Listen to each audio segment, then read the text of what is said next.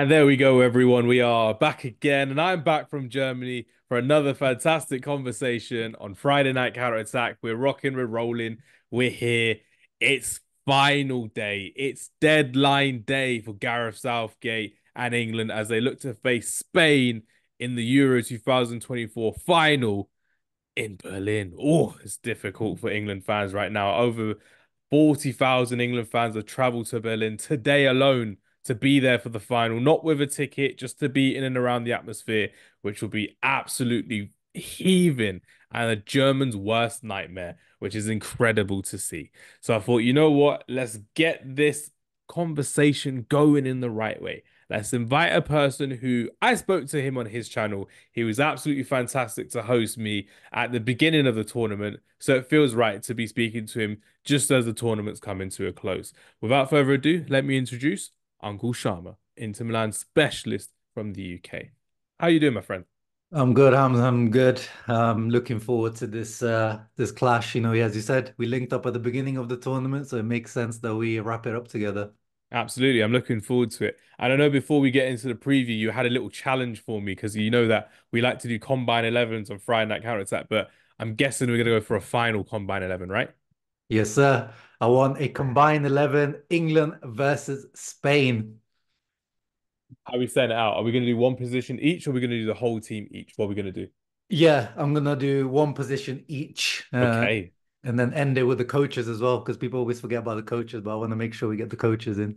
they do indeed. Right then. Yeah. So who's going first? I'll let you set the scene for this Combine 11. Yes, sir. So let's start and go. Start from the back. Jordan Pickford or Unai Simon? If it's my choice, I'm going for Jordan Pickford. The man has been a hero for England for so many years under Gareth Southgate, and he proved so many people wrong. He's got one more game to kind of prove himself to the whole world as to why he's a top class keeper. So I'm looking forward to seeing what Jordan Pickford can do. So for me, Jordan Pickford. Yeah, no, I agree. Simon's he's probably had a bit of underrated tournament, but I Absolutely. agree. For England, especially, Pickford is a different class. Different gravy indeed. Right, your choice. So we're going to right back.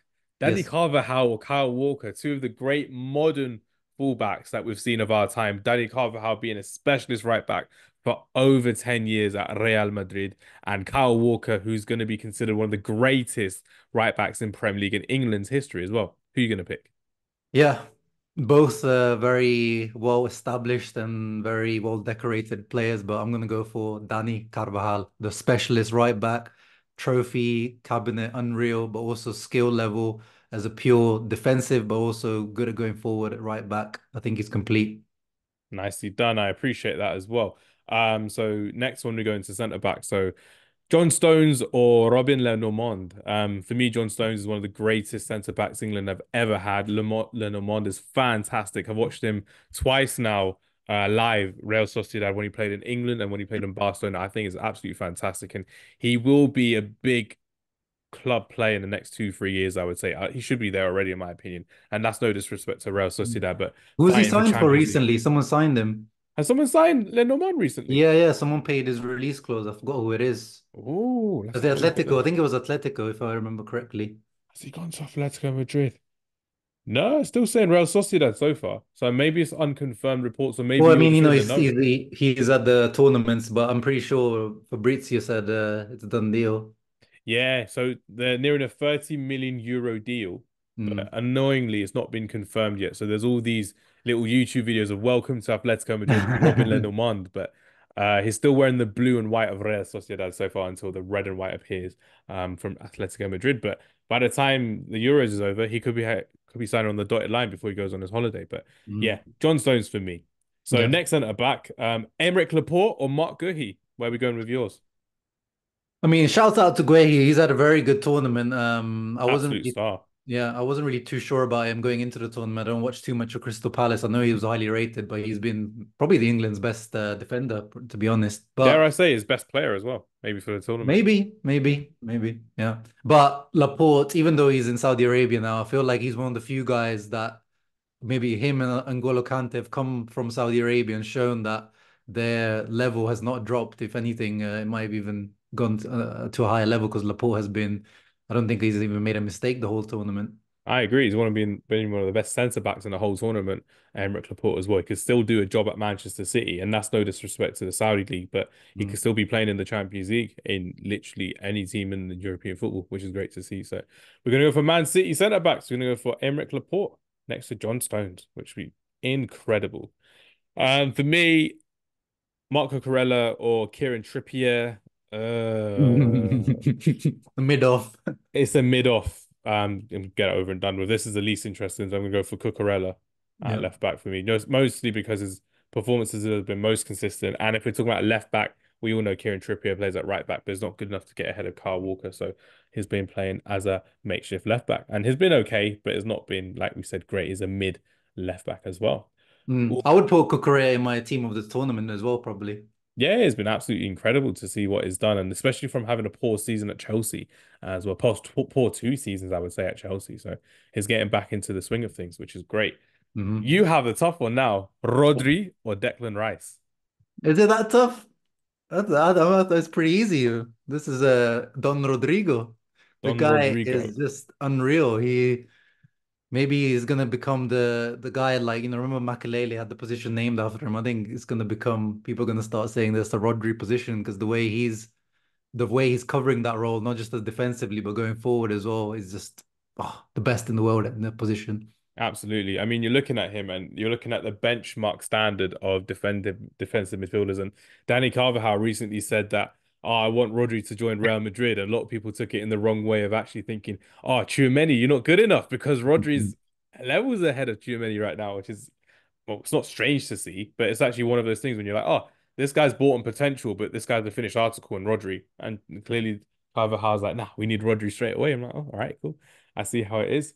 Joining him, we're gonna stick with a 4-3-3, I would assume as well. Fabian Ruiz or Kobbie Mainoo. It's my choice, so I get to pick my boy Kobbie Mainoo. When you've seen how England's Bias, bias. bias is so true, I will happily claim that. But when I'm looking at the way Kobbie Mainoo has changed the way England have played from being subbed on as an attacking midfielder in that first game against Serbia to being subbed on in that third game against Slovenia, and should have really been set up by Harry Kane for that chance on goal as well. Kobbie Mainoo just runs England's midfield. He's been so, so good this tournament. And a lot of people don't like to give him the praise where it's due because he's a Man United player, because he's young. But when you see the quality of Conor Gallagher and the quality of Trent Alexander-Arnold in that double pivot in the midfield, then Gareth Southgate changed the formation. It gets the best out of Kobbie Mainoo because we have that little box in the midfield. Rice, Mainoo, Bellingham, Foden, and it works so much better because it gets our creative players on the ball a lot more moving forward. So I'm very, very happy to have Kobbie Mainoo in this team as well. Now you're onto the attacking midfielders. We could talk about Pedri, but obviously Pedri is injured for the final. Dani Olmo has been a superstar this tournament. And for me, I thought he was fantastic at Euro 2021 as well. He's Mm. really, really good in the semi-final against Italy from what I remember, because I went to the game and I was really, really happy to see what he did. But he could sometimes play as a false nine, he could play off the left, and he can also play as an attacking midfielder. But as an attacking midfielder, this tournament has been absolutely fantastic. So Dani Olmo or Phil Foden? Who are you going for?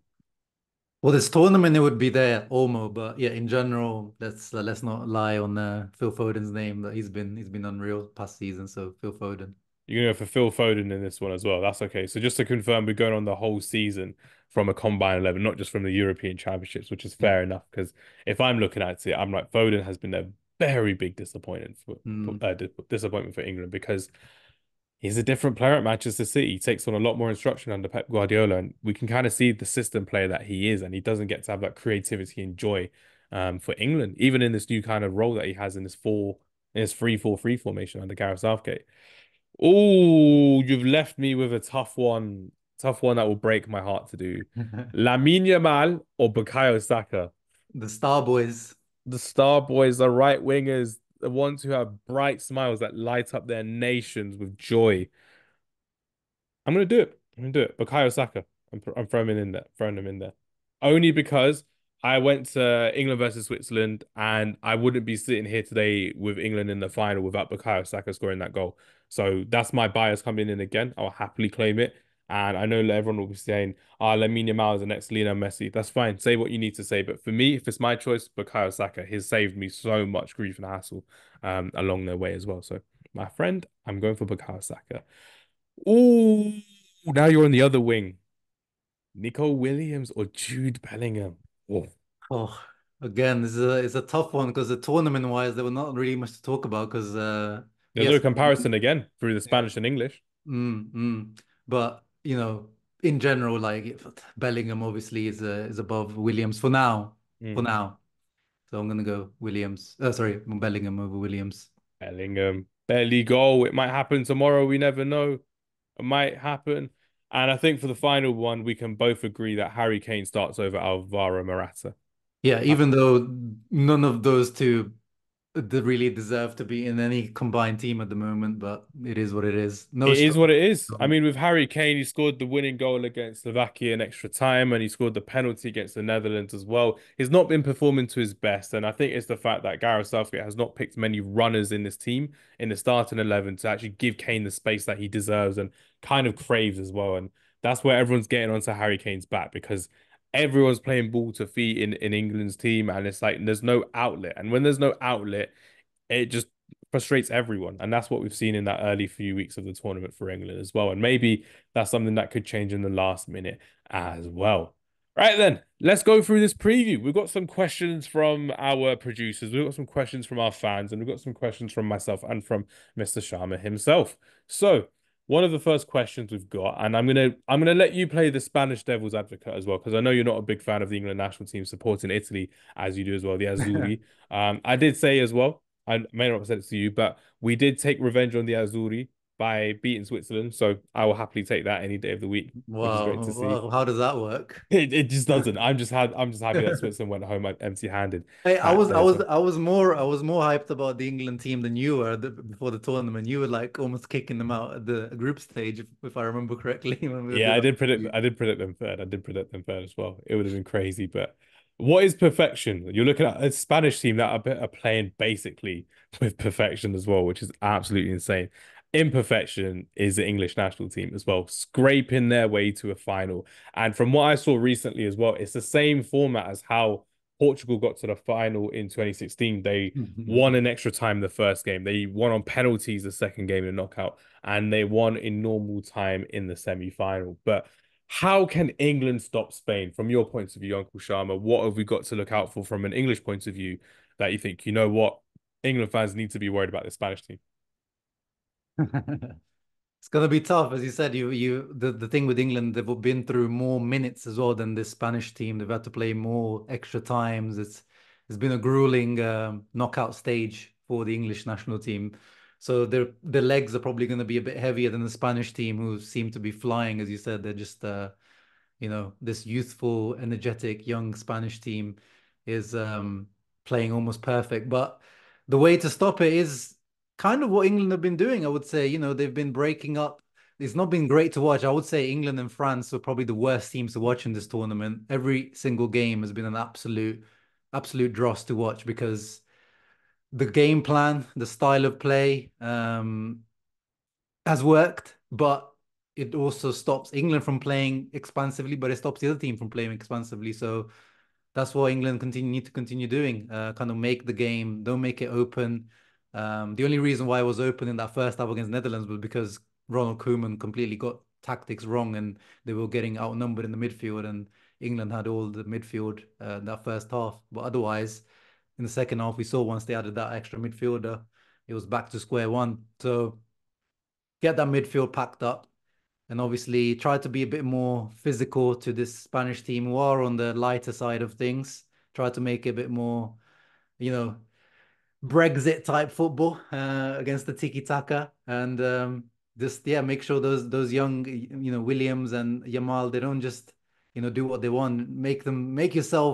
Make yourself known in the first few minutes. As like those coaches like to say, leave a mark in the early few minutes. Try to unsettle those players. It's true. It's so, so true. I'm looking at it. I'm thinking it's literally paella versus fish and chips in this final as well. It's the battle for Love Island. There's so much going on in terms of cultural heritage. The battle for Ibiza, basically.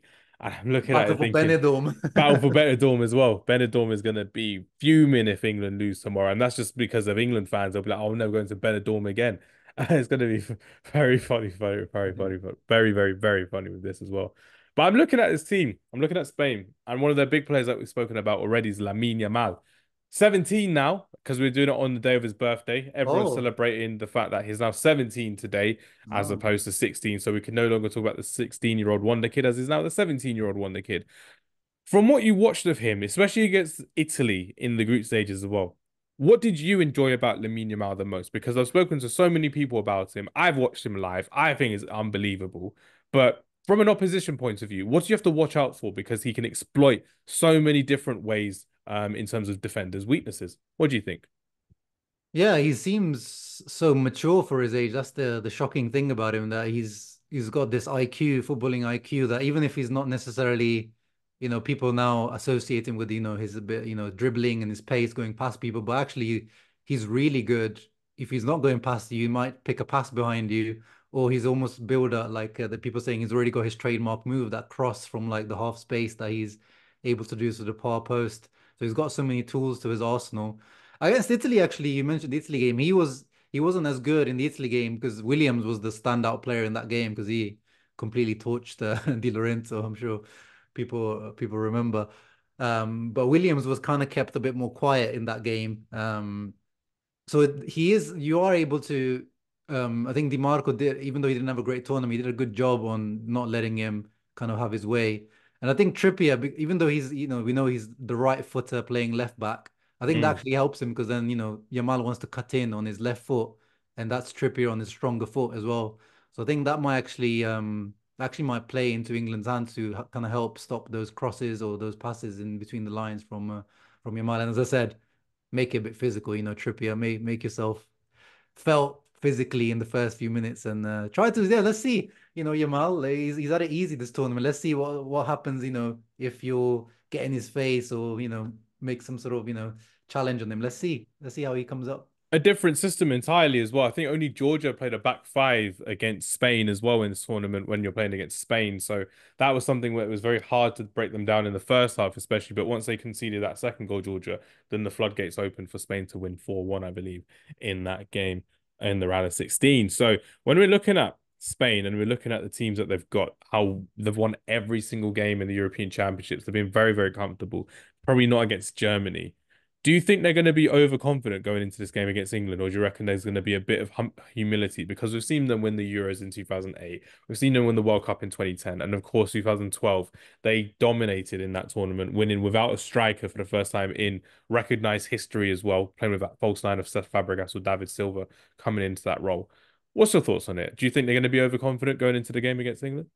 No, I think when you get to a Euros final, everything, the pressure is different. Is You can't be just relying on what's happened the rest of the tournament, and it's gonna be pressure. They're gonna feel it.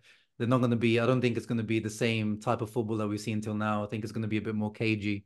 Mm. And I think Luis de la Fuente seems like someone that will make sure his team isn't too overconfident. He seems like a bit more of a heavy-handed coach compared to some other recent Spanish national team coaches they've had who are a bit more, softer approach.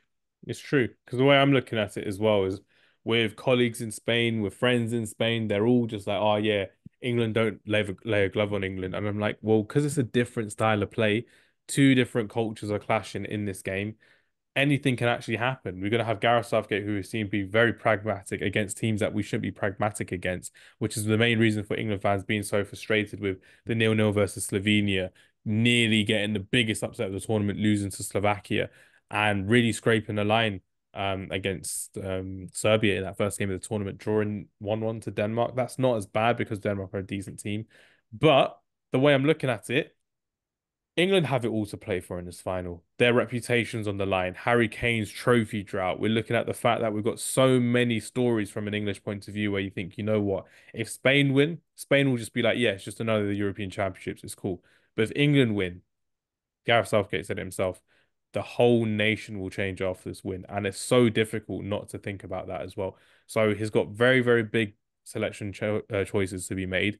Luke Shaw's come back in the last two games as substitute appearances against Switzerland and against Netherlands, respectively. What would you do? Would you start Luke Shaw or Kieran Trippier at left back against Lamine Yamal? Yeah, I don't know. It doesn't look like Luke Shaw's got, 90 minutes in his leg, so I don't know if I would go for that risk for a final. And That's as I fair. said, because of you Trippier being actually right-footed and Yamal likes to cut in actually might kind of work out defensively anyway. And then we've seen Shaw comes on and he's made an impact every time he's come on, so I don't see why you should risk him in the final. Hmm. It's true because with this team, it looks like it's going to be unchanged going in. The reports at this moment in time are saying that it's going to be unchanged from the game against the Netherlands, where it's going to be Guehi, Stones, Walker at the back, then Saka right wing back, Mainu, Rice, and Trippier left wing back, with Bellingham and Foden behind Harry Kane as well. So let's talk about some of the key battles that you think will happen in this game. We've done a combined 11 already. Where are the battles that you think that we should be discussing? Because we talked about Rodri being the best defensive midfielder in the world. Laporte being still fantastic as a centre back for Spain, and even Cucurella having a good tournament for his standards as well. What about you? Where do you think there's going to be a good key battle to discuss for the final? Yeah, I mean, we talked about Yamal versus Trippier, but I want to see how Walker versus Williams kind of Mm. plays out. We know that a lot of times, because of his reputation, most of the time, wingers don't really even try to take on Walker because they know it's like there's no even point. This guy's got too much pace. But Williams, he's got this exuberance and confidence and maybe youthful arrogance about him that I think he's going to go for it. I think he's going to try see what he can do against Walker. So I'm definitely looking out for that battle on that left-hand side. And maybe he's going to get help from Saka as well, who's kind of playing this weird hybrid role, I guess. And then that midfield battle. I mean, not no one in particular, just Spain's three versus England's three or four, whichever way you want to look at it. I want to see who ends up controlling the midfield because both teams probably do want to control possession. Someone's going to get locked up in that midfield, but I'm not sure who it's going to be. Could it be Phil Foden? Could it be Dani Olmo? There will be a lock-up job in this final, the way I'm looking at it. And it's going to be very, very congested in there as well. We've seen it already this tournament. Alvaro Morata dropping back in as a false nine at times. People don't notice it as much because Lamine Yamal, and Nico Williams are flying on the wings, but Morata is arriving late in the box at times, which is going to hurt England with their cutback. So I'm looking forward to seeing what's going to be happening there in that tournament. But we have to talk about someone that we've both watched this season and we've both been quite fond of in the way that they've played as well. So I'm going to speak to you about a player called Dani Olmo, because Dani Olmo wasn't one of the favourites to be starting in this tournament due to the fact that Pedri has been the main attacking midfielder for Spain since he's been 17 years old at the last European Championships. But Dani Olmo is joint top scorer with Harry Kane and a few other players, but they're still losing to own goals right now in the European Championships. So Dani Olmo, what has impressed you the most about him at Euro 2024? Yeah, his impact because he's not started every single game. I think he's only started three of the games for Spain. But whether he's starting or coming on as a sub, he's been very, very impactful. And he's kind of, he's different to Morata. Like if he plays as a false nine, he offers completely something different, but he still can, link up play really well. And the way he links up with, Yamal and Williams or the midfield, he can tuck into midfield as well. He's just one of those players that you don't really know what his position is. I don't think even if you ask him, he knows what his real actual, true position on the football pitch is. He's just one of those Is the players. best type of utility player, like you at football, every time you play in the evenings as well. So I can play wherever you need me to play. I'll do a job. And he does a job fantastically, which Hmm. is very worrying for RB Leipzig because if he does play well in this final, there could be people coming in to try and sign him as well. And we know that RB Leipzig are a team that love to sell players because they love to Yeah. build their stature in this football community and this football business. But Dani Olmo was fantastic. And the last time that I remember Dani Olmo and Harry Kane facing on the same team, same game, I should say, was RB Leipzig versus Bayern Munich. Harry Kane's debut in Munich when he could have won a trophy. And guess which one scored the hat trick? It was Dani Olmo. Dani Olmo scored a hat Wow. trick on Bayern Munich first game of the Bundesliga season for that German Super Cup, sorry, I should say. It's very, very worrying to see how Daniel Olmo's got into the right form at the right time. Can you think of an England player that's got into the right form at the right time? Because I kind of can't at this moment in time. Maybe Saka, I would say, but what's your thoughts? Yeah, probably. Yeah, that's the thing with the if we made that combined 11 on form, I don't really think many England players would have actually got into it. Mm. I wouldn't have put Bellingham on form or Foden on form. So yeah, probably Saka last few games is really in this kind of hybrid right wing back position that he's playing in. He's kind of picked it up. And as you said, Maino, his game coming in, that's made a definitely made a difference. Bringing the Apart hype. from That's what that, we like to see. yeah. But yeah, you got those substitutes. I think the Paul Palmer coming off the bench, he's always been pretty impactful coming off the bench, and we saw what Watkins can do. So not only just the starters, we've got some potential substitute impact. Yeah, you're looking at Spain's bench as well. Oyarzabal is a great player to have off the bench. You can hold the ball, he can dribble past the defenders, and he's got a bit of pace about him too, which is great to see. You're looking at Mikel Merino, who obviously scored that goal, the winning goal against Germany in extra time, which is something where you're looking at him thinking, oh, yeah, it's just a normal celebration. But he copied his celebration of his father in that Yeah. stadium, which was really, really cool and really, really impressive to see. But the fact of the matter is, Mr. Sharma, Uncle Sharma, there can only be one winner. Who are you leaning towards right now at this moment in time before the final kicks off? Yeah, even though at the beginning before the tournament started, I felt like it could be England's year. Everything seems to be aligning. It could be Sir Gareth Southgate, knighthood incoming. But Preach. the fact that, as I said, they've played a few extra times, the legs are gonna get heavy. They've played a lot of football. The season's been long as well. This Spain team just seems a bit more youthful, a bit fresher. The form coming into this, I just think they're going to have a little bit, just a tiny bit too much for England in this game. So I predict the Spain win. They're not burning out as well. Like you said, they're a team that play great, youthful, expansive football. And Mhm. when you're looking at like the average position, I know we can't really show it on the graphic here, but they're playing a way of football where England are keeping within themselves and they're not having to chase the game. And even if Spain chase the game, they press much better than England do from the front, which is something where England really have to be fearful of. And I'm looking at this team and I'm thinking, there's not many weaknesses in the Spanish side. I'm looking at the clear weakness from my side at left back with Marc Cucurella, but that's only on reputation. It's not on his form because on form he's been very, very good. Mhm. Dani Carvajal has to come back into this team, and who's he facing? Is he facing a direct winger? No, he's facing Kieran Trippier at left wing back. That's not a Mhm. problem for anyone in an attacking sense. So it's going to be very worrying to see how England find their way through in this team. And for me, I'm the England fan here, so I'm obviously going to say England is coming home. England are going to beat Spain 2-1. We're going to see a masterclass from Kobe Mainu. Jude Bellingham will score the winning goal in Berlin. Harry Kane will finally get his trophy. This is what I like to call manifesting and putting it on the internet because it will happen. And Harry Kane will finally win his first trophy. England will win their first trophy since 1966 on the men's side, because I know a lot of people have said, oh, yeah, the women have won the Euros, which they have, and fair play to them. But from the men's team, it's a different ball game completely. And a But national holiday, so we're all winners. we need more national holidays if England win. The way I've seen it, this is just, we're going on a tangent here before we crack on. The fact that England's all the other sports in England, they're fantastic. They're fantastic. Cricket, they've won the World Cup multiple times. They've won the Ashes as well. Rugby, they've won the World Cup and the Six Nations multiple times. You're looking at the England Women's Euros team. They won the Euros. You're looking at Team GB, Yeah, Andy Murray Olympics. winning on tennis. All Mhm. of the Emma Raducanu winning on tennis. Raducanu, sorry. But when it's the England football team, Keir Starmer, the new prime minister, is like, yeah, yeah, we're gonna do it. We're gonna do it. It might happen. It might happen, dog. And I'm like, yes, this might be the case. It might happen for us as well, which will be well deserved because I don't know what will happen if England win. But the way I'm not getting too excited is because I remember what happened last time in the last Euros, and that's something that we can end on a. It won't be the last topic we'll talk about, but we have to mention it as well. England scoring after 3 minutes against Italy at Wembley Stadium with it all to play for, and then just holding on for that 1-0 win. If that was to happen tomorrow, do you think that will be the same tactic from Gareth Southgate, or do you think he'll continue to go for more goals in this tournament, leaving a bit of a gap behind him, but actually thinking, you know what, we have to go for that second goal? Excuse me. No, no, no. We know Gareth now, like how many years has been in charge. Hmm.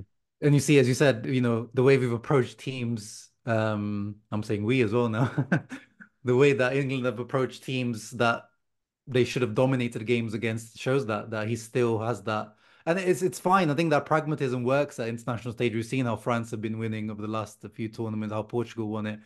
Pragmatism does pay off at international football. So I think Yes. he will revert to that. I know England fans will probably hate it if that does happen, but I think even the players, I think it's hard when you're in the, final of the Euros to just keep going for it. I think it's just human nature to kind of get that goal and try to, hold on to what you have. But um, with the Spanish team, maybe that's not what you should do because they're if you give them the ball and let them dominate, that's probably game over. It's true because if they get one goal, like you said, and they hold the ball for the rest of the game, unless we see something crazy like a Gallagher. If Conor Gallagher comes on the pitch, that's when you know we have to chase the game. And it's very, very worrying to see what will happen with this one as well. But I'm looking forward to this game. I think a lot of neutrals will be looking forward to this game. Mhm. And for me, if there's one player that the way this is we're going to end it, who's going to be the match winner in Euro 2024's final in Berlin? Just name one player, attacking, defensive. Who do you think it's going to be? I think it's going to be Rodri, his clutch gene coming through. Because I know as an Inter fan about his clutch gene in the Champions League final, the I goal know it from a Man United perspective in the League Cup, in the Premier League. Oof, it's very, very sad. and the potential Ballon d'Or. Late shout for Ballon d'Or for Rodri if that happens. Oh God. Oh God, that would be painful to see. Right. Hand on my head, fingers on my head. The one player who will make the difference and be the match winner for England in the European Championship final will absolutely be Jordan Pickford. Penalties. Penalties. Ooh. If England go to penalties, I back Jordan Pickford 100% of the way. I reckon he can do it. He did it against Italy. He was let down by his teammates, and that's not me being racist. It's the fact he was actually just let down by his teammates. Three of them missed, and it was crazy to see. When they scored against Switzerland, he still did his job. He made the difference in the penalty shootout. If England go to penalties against Spain, it's on Jordan Pickford. Mhm. And Jordan Pickford wouldn't want it any other way because that confidence in that goalkeeper, that's something that I wish you could bottle up and sell. Because if you could sell the confidence for Jordan Pickford in a penalty shootout, boy, you're in for a shout, which is going to be incredible to see. But yeah, that wraps up our lovely preview. I'm saying lovely because it is the calm before the storm. I'm relaxed. I'm nice. I'm easy. Are you supporting a team tomorrow? Have you got any preference for tomorrow, Mr. Sharma? Yeah, no. I'll support England. As I said, the country, it will be really interesting to see how, yeah, what will happen because it hasn't happened for such a long time. It's going to be complete chaos. So that'll be interesting to see the reaction of it all. So I'll be real. I've been kind of low-key hating on England in past tournaments, but Mm, this is a likable team. This is a likable group of players. yep. It's a nice young, you know, No Jack Grealish. We don't need him in there. No, we don't need James Maddison in there who wants to carve up everyone's Sunday dinner. I appreciate it. Got yeah, some humble players in this team. Someone's who's exactly. actually going to have some. Like even seeing Trent score that penalty, I was so so happy seeing him score Yeah. that penalty. It's incredible to see. So it's going to be fantastic. There's going to be twists. There's going to be turns. There's going to be drama along the way. But all I have to say is, let's go England. Hopefully this time tomorrow before kickoff, we will see what happens, and hopefully we get that national holiday that we so crave. And Gareth Southgate gets his redemption, and England, hopefully, is coming home. Oh, in the combined 11, we forgot to do the coaches. That's what we left best till Mm. last. So who's going to be the coach? Combined 11. I mean, I think it's going to be the coach who's going to win. Simple as that. But we can't say for sure now. yeah, I know nothing until this tournament. I knew nothing about Luis de la Fuente, so I can't pick someone because I just literally didn't hear about him before this tournament. Mm, And he still looks like he's, a bodybuilder most for full time and just a part-time football coach. it's So I'll, true. I'll pick Sir Gareth, but this Fuente de la Fuente seems I like it because he's not the usual Spanish hold the ball till death type of guy. He's a bit more direct. I like it. Yeah. All right, so Gareth, would love to see what would happen.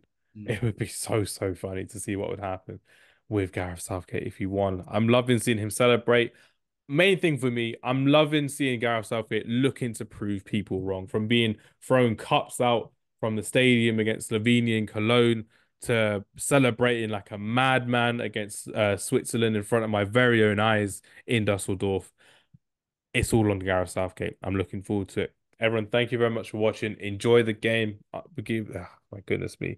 You can't enjoy the game. I can't enjoy the game if you're an England fan. It's going to be very worrying to see. But before we wrap up, of course, Uncle Sharma, follow him. The link will be in the description below. He's been killing it over the European Championships with Italian content, and I'm looking forward to seeing him shine in the new season with Internazionale, which would be good. And yes, I said it better than Mika Richards because I can say it authentically, which is good. But everyone, thank you very much for watching. Take care, and hopefully it's coming home.